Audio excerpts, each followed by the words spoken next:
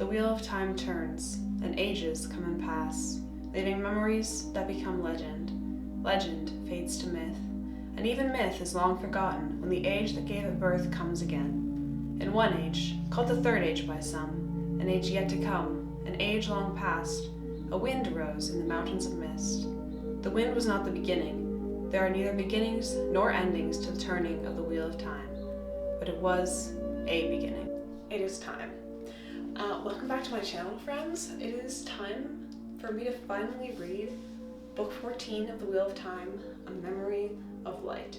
I've been reading Wheel of Time for like 2 years now, so it's only fitting, I think, that I do a dedicated video, a reading vlog and review section, of course, of the final book so that you can experience it along with me. I will admit I'm a little bit afraid to get into this. I'm just like, I want things to turn out well, and I'm worried that some things are not going to turn out well. There's so much to resolve, but there are a lot of pages in this book. I've got 826. I just saw the word Matt towards the end, so he's not dying, at least not till the very end. But anyway, that's a spoiler, I guess. So, yeah.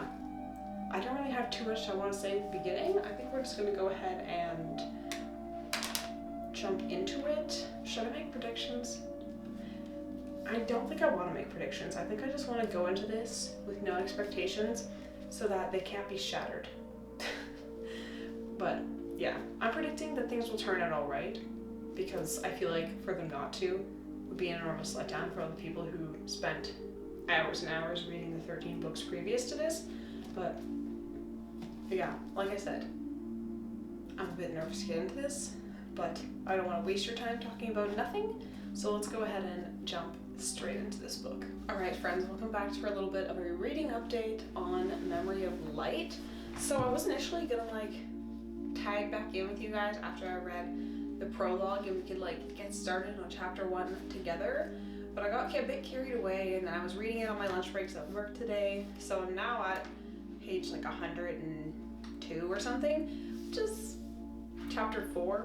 So yeah, as I said, I got a little bit carried away, but I'm really enjoying it so far. I was expecting to, but I am still worried about what's gonna happen at the end, but I like the way we're going with like the Black Tower plot line, and I don't want, yeah, it's hard to say too much about the plot of this book without spoiling it, and I would like for at least this first section to be spoiler free. We might talk about some spoilers at the end, but I'll let you know if we're going to. But yeah, as I said, the Black Tower plotline is really interesting because we're like in the perspective of somebody who's there. It's just a new character, again, because there's not enough characters in this damn book or series. But yeah, that is all I really have to say so far. I think I'll have to get a bit further in before I have more thoughts.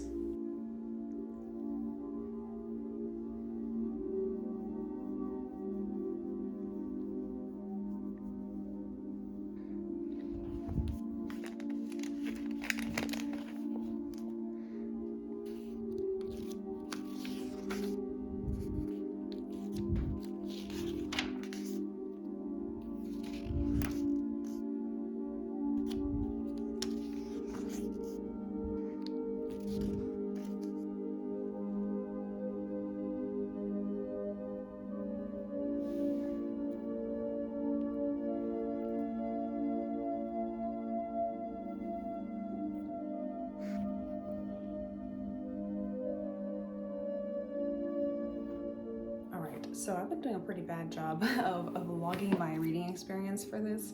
I'm now up to page, hold on please, I'm on page 340 out of about 870-ish pages. So yeah, that's a pretty good dent, like about a third-ish, a little bit more. And so far, still so good. There's been this one battle scene that I really enjoyed. It really had like last charge of the Rohirrim kind of vibes, where it's like a bunch of men, well, where it's like they are deciding to go, they're deciding that they would rather go into battle with like their swords in hand and face their death and make it kind of mean something, as opposed to running and getting like slowly hunted down and destroyed by the shadow. So I really enjoyed that scene.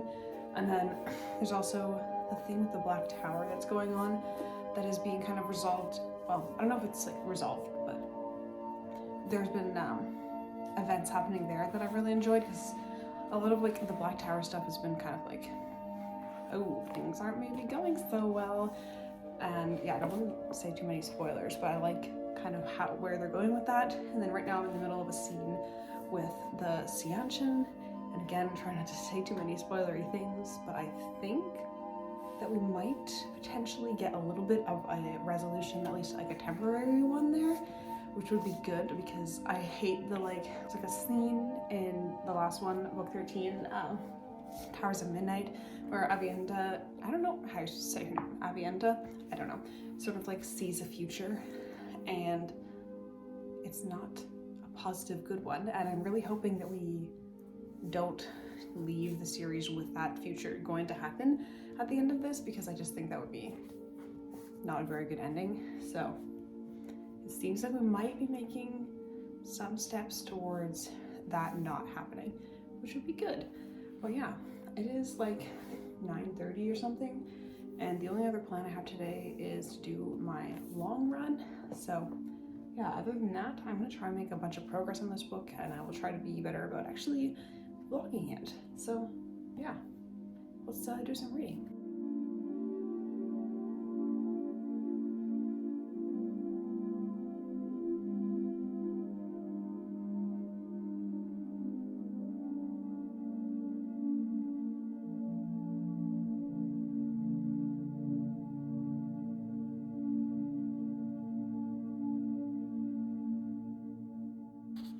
Okay, I'm up to chapter 19 now, and things have been going pretty well, honestly, for most of the book. So I'm pretty worried, well, slash expecting that there's going to be some sort of loss shortly. That's kind of like sort of like the midway like conflict or like setback, whatever you want to call it. So I'm expecting something to happen soon that is negative in some manner for the general battle, but I don't know, not sure what that's going to be yet. We will find out. I'm going to continue reading for now, and then probably in like an hour and a half, 2 hours or so, have lunch. Then I will chill for a bit and then go on my run. But yeah, I'm hoping, I think I can probably read another couple 100 pages of this today. I don't specifically want to like rush through finishing it, just because like I want to take my time and enjoy it, but I do want to get a good chunk read today so that I can hopefully finish that some point this week. So yeah, that's the plan. I'm gonna keep reading and I will provide an update at some point. Okay, it's only been a couple of pages since my last update, but some things have in fact started to go wrong, like immediately after I predicted that something needed to go wrong. One thing looks like they might be able to potentially resolve it easily, but the other is more worrying. So yeah, we shall see how we proceed with that. But yeah, it's probably going to have some big ramifications for the later battles and fight against the Dark Ones, though. So I was right, and we shall see how these issues are resolved.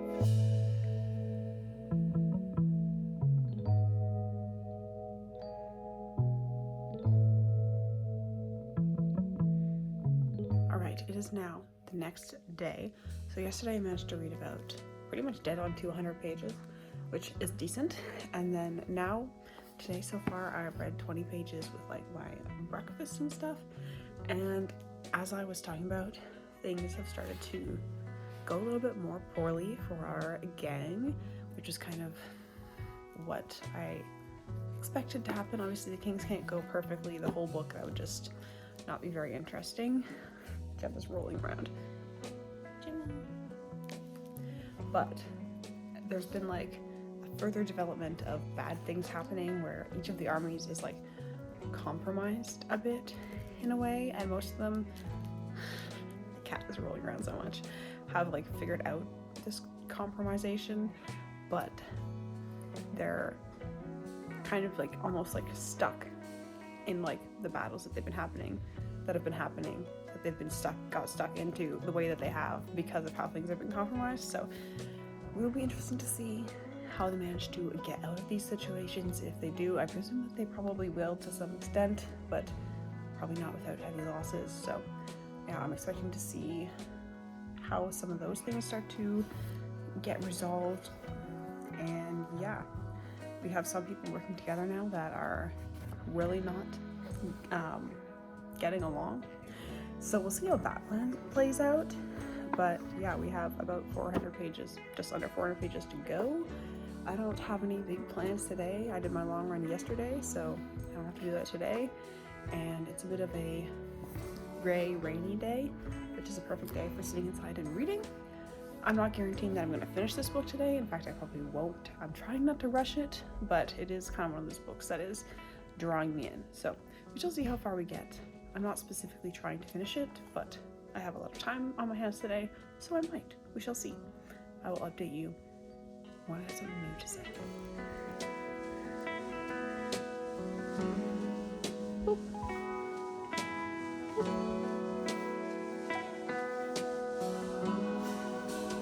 You're full of static.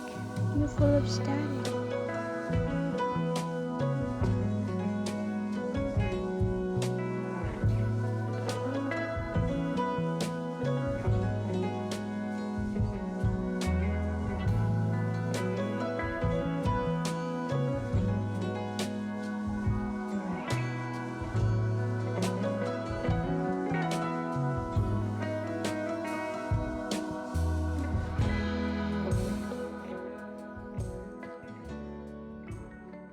Alright, I thought I'd give a small update. So I wasn't able to get as much reading done today as I initially thought because I ended up deciding to include another segment in the video I'm working on, so that took quite a bit of time. But it is now 6:15. I'm at page like 630, so I think I've read about 130 pages so far today, which is still decent. And we are like right in the thick of a battle now. I mean, there's been a lot of battling going on. This is definitely very action heavy, making up for some of the slower books in the series. But oh my god, things are getting intense, and it's kind of reaching the stage where I'm just like, I just want to like sit there and just read until I get to the end.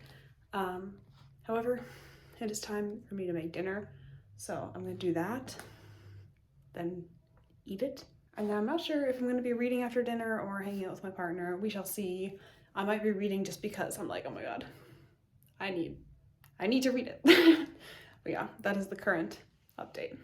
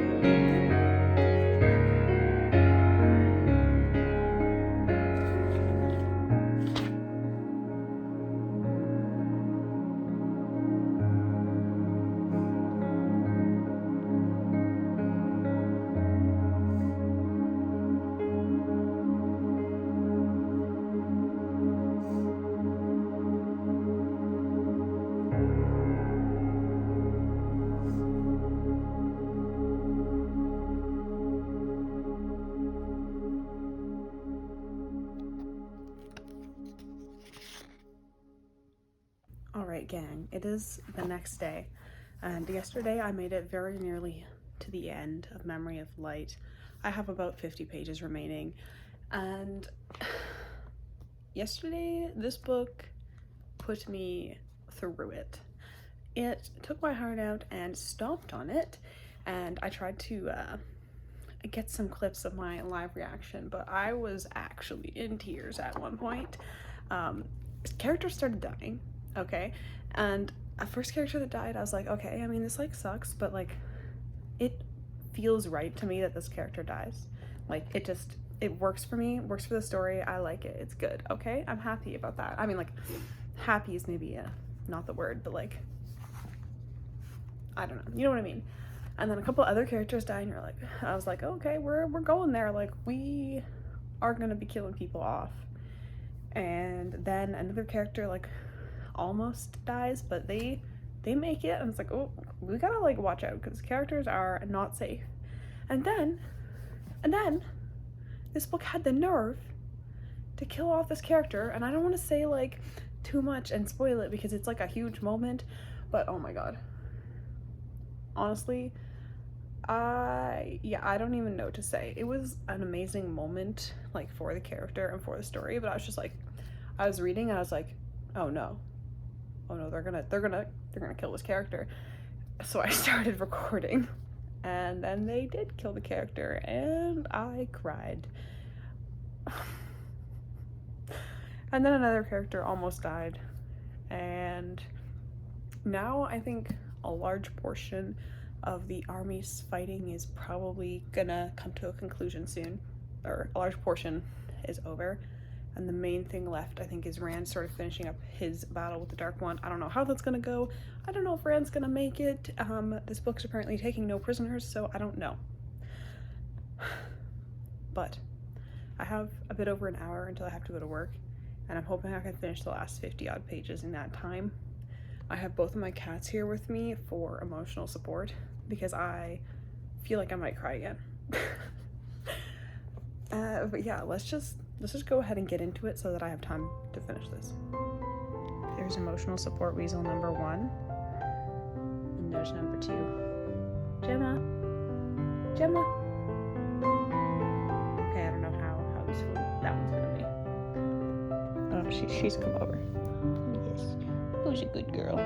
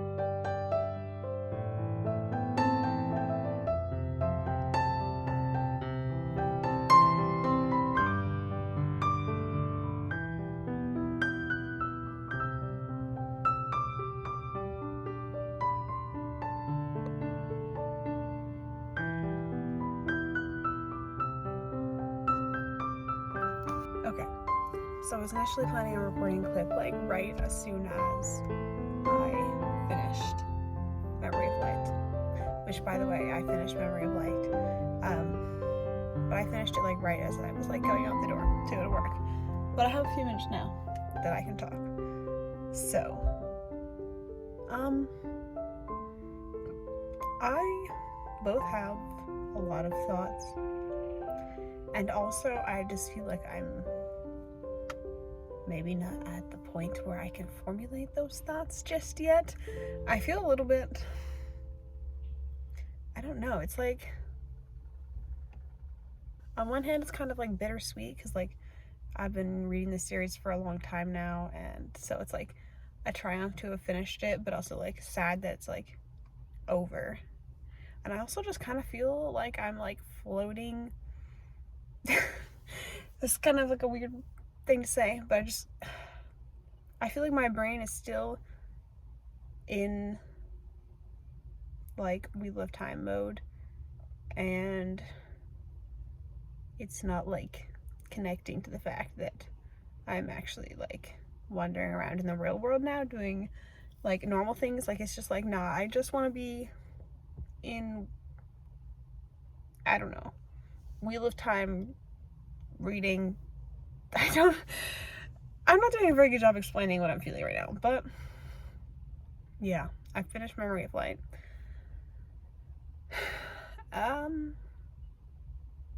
I guess I'm gonna like gather my thoughts and talk to you probably tomorrow for like a proper review that's not just me sitting here going like, huh,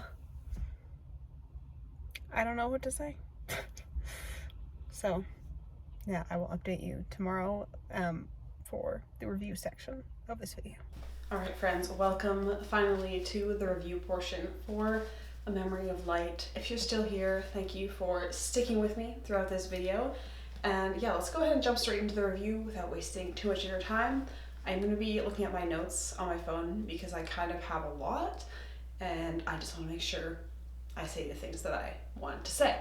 So first of all, mostly what I have to say about this book is good things. I really thoroughly enjoyed it, and I think the way that it concluded the whole greater series was very well done and very rewarding for the reader to have all like the threads and stuff that you've been following throughout 13 books be wrapped up and concluded in pretty much mostly satisfying ways, really.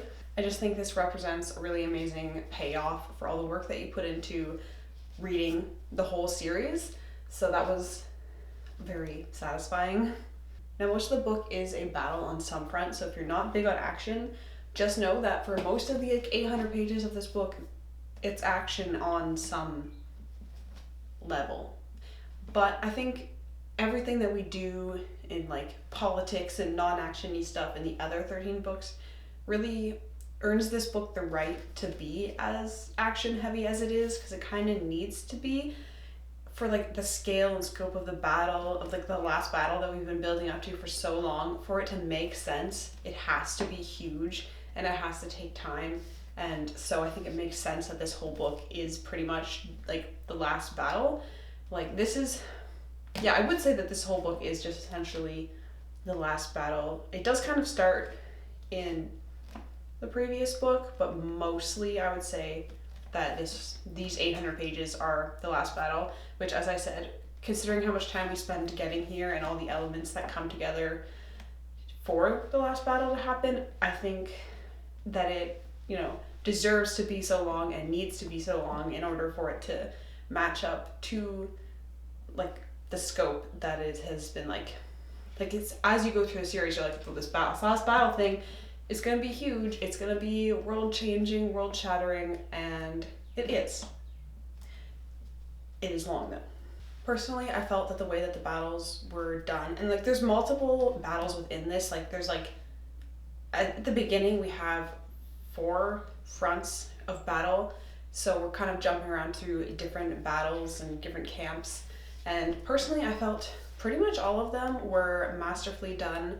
There's the perfect balance of hope and despair. So as you're reading, you can maintain hope in the light, even as the shadow seems to be maybe making advances and potentially winning in some aspects. You can still maintain that like hope in your main characters and in the light that they will find a way to break through and defeat the shadow. And it really got through to me. Like I know on some level I always kind of like know that the light, the good guys are going to win, because that's just like how these things go, and it would be definitely a letdown if you spent 13 books following them only for them to lose. But just like the way that it was written, it was like the perfect blend, as I said, of hope and despair. So you're reading along and on some level you know that the good guys are going to win, but you're still glued to the page because you don't know what's going to happen next. You don't know. It just feels like there's a chance they couldn't as you're reading it, and so that really is very captivating because you're like, I need to know what happens next now, because I need to know if these characters are going to be safe, if they're going to make it through. I need to know how this is all going to play out. So it was a very captivating book, definitely gets you sucked right in there and glued to the page. And I should have worn my Garmin watch so I could check the heart rate monitor, because I am sure that during some points of this book my heart was racing as I was like, I don't know how people are going to get out of this situation or what's going to happen here for us to move forward.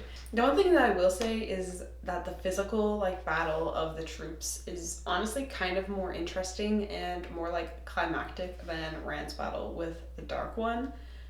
Obviously I don't want to say too much because of spoilers, but I think writing the battle between Rand and the Dark One would have been very difficult, because the Dark One is kind of like a concept, like a force. He's not he's a being, but he's not a physical being. So to write a battle between a physical being and a non-physical being is, I think, would be extremely difficult, as it's going to end up being more of like it's going to end up having to be more of a kind of abstract fight. And that's what it does sort of end up being. It's like in their minds or their beings in a way. I don't really know how to describe it. I guess that's kind of a spoiler, but I think it's fine.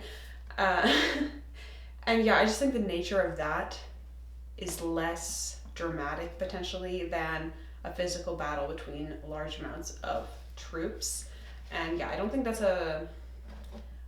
specifically a drawback. I think the way that it was incorporated worked really well, because we're cutting between scenes of Rand's battle with the Dark One, and they're usually quite small, short scenes, and then longer scenes of the physical battle, which help to keep like the tension up even during Rand's sort of fight scenes. And I think it was interesting how they incorporate, in order to make the battle last 800 pages, when Rand's battle with the Dark One doesn't take all that long, they've got this mechanic, I guess, where time moves faster at the Boar, which is where the Dark One's prison was originally bored through. So it's taking days while they're all fighting, but it's been only like minutes or hours for Rand, and that works really well because he can really space out the Rand versus Dark One elements to like perfect moments and beats within the physical battle, which works really well for me because, yeah, as I said, it keeps the tension like moving up, even if the moments where Rand and the Dark One are battling are not as like physically dramatic, I guess. But I will say that the climax of the book didn't really feel like it was when the end of Rand and the Dark One's battle. So hard to speak about it without spoiling it, but it kind of felt like it was more the end of the physical battle, at least like the one main one. If you read it, you'll know what I'm talking about. When that battle ended, it felt more of like the climax, and like the characters are like standing there like, so we done or what? But it's not done because Rand's not done. And actually one moment that's kind of like before that, during the battle, was, I think for me, like the peak moment of emotional investment / payoff. As I did say, I cried during this book, and it was during that moment that I'm just talking about now. It was extremely, just a very emotional moment, and I'll talk about it more during my spoiler section, because I don't really know how much I can speak about it without dropping some sort of spoiler, but it was just like a perfectly crafted moment, and I wish it wasn't in the book. But in the least spoilery way possible. It was a combination of deaths, and the first one, I talked about it already. I said that like it worked for me and for the book, and so I wasn't like too broken up about it. But then it's followed by another death, and that is the one that is like the moment, and I was very broken up about it. And then it was kind of a little bit like a few more characters like throughout the course, not specifically immediately right after, like almost died, but then like they didn't die, and I was like, come on, I thought we were committing to the death of characters. Like, if you've gone ahead and killed off this character, you're telling me you can't kill this character and just let them be dead? Like, I just think it sort of lessens the emotional impact a bit when it's like, oh, I think they're dead. It's like, oh nah, they're not dead, they're still alive. And some of the characters I am glad they did survive, but I think, in my personal opinion, that one or two more deaths of like named characters, and not specifically main characters, like, but the surrounding support main characters, there's just there's so many named characters in Wheel of Time. I do think we could have lost one or two more of those to increase the emotional impact of the end of the battle. And you know, you have like your main characters looking around and you're just like seeing gaps in their ranks and just feeling that the battle really impacted them in more ways than like the one really significant death, and of course the however many thousands of unnamed soldier deaths. Yeah, I just think there could have been a heightened emotional impact by allowing a couple more characters to stay dead. But I also may be a bit bitter that the character I would have really wanted to survive died, and some other characters that like I didn't feel strongly about whether or not they survived or not did survive. So take that as you will.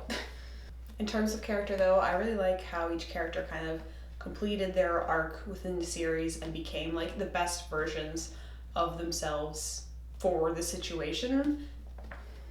But we do leave a lot of room for the characters to grow and like continue with their lives beyond the end of the series, which is something I usually really like in a book, where it's like, okay, the character has completed this thing, but I can still see they have all these other problems and things that they're gonna have to resolve and work through throughout the rest of their lives. But it's just kind of, we don't have to resolve every single one of them at the end of the book. Like they can just, they're not pivotal to the main plot. They can resolve themselves later, and so you can just see how life goes on for the characters, and it feels like an end but not the end, if you will. The only character thing that I would say I don't specifically really like is just my usual complaint of how Jordan and Sanderson, writing through Jordan's lens, handles female characters. Like I feel like specifically women in terms of their relationships to men, like he goes ham with the whole like, oh, men can't understand women because women are apparently some other species from Mars or something, even though it's really stupid because men and women are pretty similar. Our brains are structured pretty similarly. We don't have a lot of behavioral differences in that way, other than the ones that are pushed upon us by the cultures that we live in and the way that people treat us and expect us to act. So yeah, that's just kind of a thing that sort of like was grating on my nerves throughout the whole series. And yeah, it does continue in this book. It's not super pronounced just because the characters spend most of the book fighting, so there's not a lot of time for them to sort of do these kind of interactions. Like there are some, but it's definitely a lot more toned down because they're busy. They don't have time to be like, why does this woman do this thing? I don't understand. I'm just a man. I can't understand women, as if, you know. Anyway. And then in terms of the ending, I would say I was a little bit surprised by how kind of quickly it did end. Like there was the last battle and then it ended, and then like there was only a few pages and then the book was over. And I think it felt right. I do like the ending. I think that the way it ended was good in terms of, as I said, leaving space for the characters to continue on and stuff.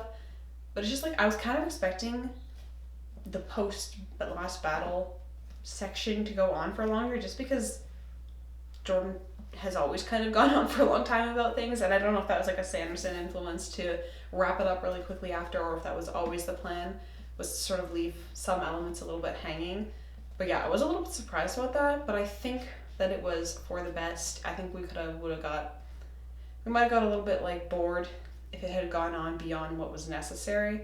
Although I will say that, you know, I do want more. I want more of the characters, but I'm glad that we don't get it, which is a really kind of weird thing to say, because this way you can imagine for yourself what happens after the end of the plot. Like the whole series is about Dragon Reborn fights the Dark One. And then that happens and the series ends, which I think is good. It's not about the whole history of the realm that they live in. Is there a name for the land? I don't think there is. Just Wheel of Time land. But yeah, I think that is all that I have to say for my non-spoiler section. So I think from here out, it's going to be pretty much spoilers until the end. So if you don't want to have any spoilers, I think you should click off now. Thank you for watching. I'll see you in the next one. Okay, it's now spoiler time, so I hope if you don't want to see spoilers, you have left. And I just want to know why it was that Jordan and Sanderson thought it was okay to kill Egwene. Why? That was rude on so many levels. Like, she was, for me, the best character in the whole series, hands down, no contest. Egwene, she's so strong and she has so much strength in herself, and like, I'm just still upset that they killed her. It was so rude, but the moment was amazing. Like, she is suffering because her warder and husband, Gwyn, has died, and so she's in so much pain inside, but she's still fighting for the light. And she goes out and makes her last stand and defeats Mazrim Taim, that's his name? The Mahale? I don't know.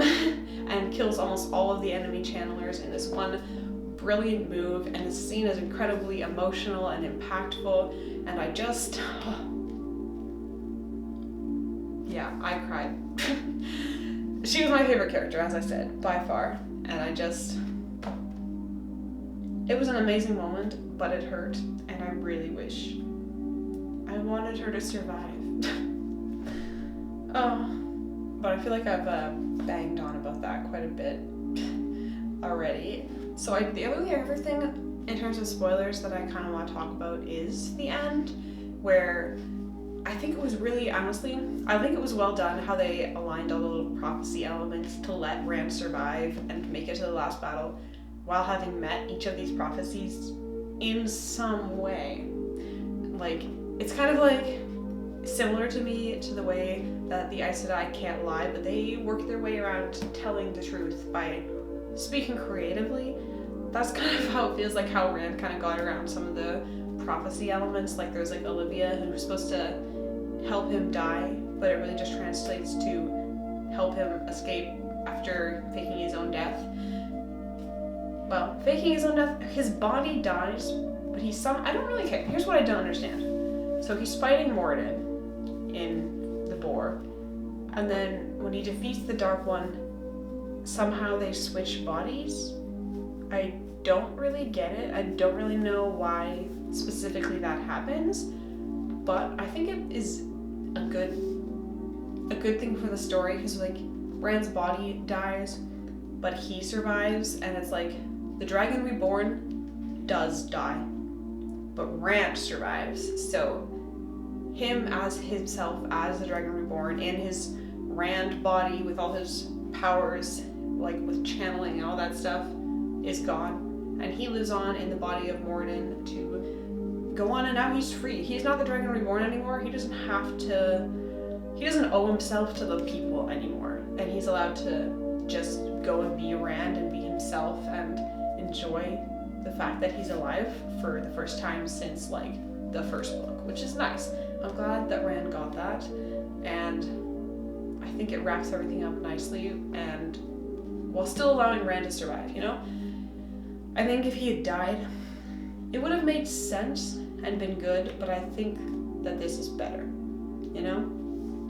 One thing that does kind of irritate me about the end is like, he's still got the warder bond with the Avienda, Elaine, and Min, and he's just like walking off into the sunset like, ooh, I wonder which one of them is gonna follow me and like hang out with me. It's like, oh my god. I don't really like the having 3 women in love with him kind of thing, and him loving all 3 of them. I don't know. I don't really care for that element, and honestly, most of the romances, they're kind of weak, I feel like. I think I can see Matt and Tuon's relationship is probably one of the most interesting, but I hesitate to say that I like it because Tuon keeps slaves, and so therefore I can't like, I just hate her on principle. But their like relationship is interesting. Perrin and Fail are not bad, but it is also kind of one of those relationships where it's always just like, Perrin's like, I don't understand women, I'm dumb. And yeah, as I said, I find that extremely irritating. But yeah, I think that's kind of all I have to say. I mean, I've said a lot, and so I feel like I need to wrap this up. But overall, this is most definitely a 5-star read. It is perhaps beyond that. It was an incredible experience, and if you're currently in the middle of the Wheel of Time slog and you're wondering whether or not you should keep going, you most definitely should, because this book and honestly the last 3 books will sincerely reward your dedication. So yeah, that is all that I have to say. Thank you so much for watching, and I will see you next time. As he did so, a wind rose up around him, around the man who had been called Lord, Dragon Reborn, King, Killer, Lover, and Friend. The wind rose high and free to soar in an open sky with no clouds. It passed over a broken landscape scattered with corpses not yet buried. A landscape covered at the same time with celebrations. It tickled the branches of trees that had finally begun to put forth buds. The wind blew southward, through knotted forests, over shimmering plains, and towards lands unexplored. This wind, it was not the ending. There are no endings, and never will be endings, to the turning of the Wheel of Time. But it was